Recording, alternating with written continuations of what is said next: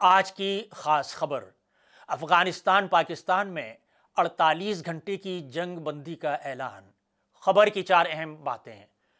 دونوں فریقوں کا زبردست جانی نقصان، سرحد پر کشیدگی ٹکراؤ کا سبب، پاکستان داخلی تنازعوں پر پردہ ڈالنا چاہتا ہے اور خطے کا امن تباہ کرنا چاہتا ہے، افغان حکومت کا دعویٰ۔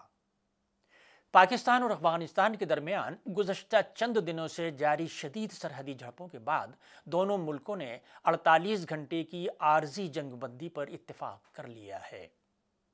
میڈیا کے مطابق پاکستان کے دفتر خارجہ نے ایک بیان میں کہا کہ پاکستانی حکومت اور افغان طالبان انتظامیہ کے درمیان باہمی رضامندی سے آج شام 6 بجے سے اگلے 48 گھنٹوں کے لیے عارضی جنگ بندی پر اتفاق کیا گیا ہے۔ بیان میں مزید کہا گیا ہے کہ اس مدت کے دوران دونوں فریقین پیچیدہ مگر حل طلب مسئلے کا مثبت حل تعمیری بات چیت کے ذریعے تلاش کرنے کی کوشش کریں گے۔ طالبان کے ترجمان ذبیح اللہ مجاہد نے ایکس پر تصدیق کی کہ کسی جانب سے جارحیت کیے جانے تک افغان افواج کو جنگ بندی کی مکمل پابندی کی ہدایت دی گئی ہے۔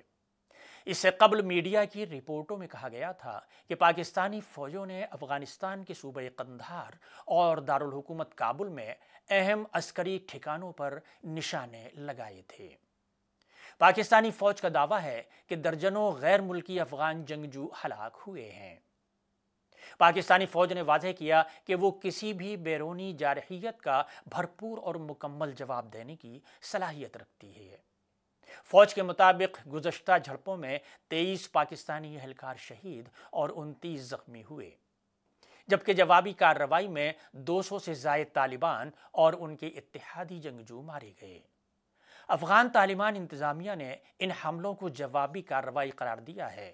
ان کا کہنا ہے کہ پاکستان نے پچھلے ہفتے افغان سرزمین پر فضائی حملے کیے تھے۔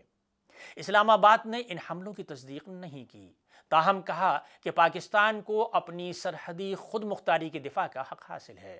اسی دوران افغان حکومت کے ترجمان نے کہا کہ پاکستان اپنے داخلی تنازعوں پر پردہ ڈالنے کے لیے فوجی ٹکراؤ کا سہارا لے رہا ہے اور پورے خطے کا امن تباہ کرنا چاہتا ہے۔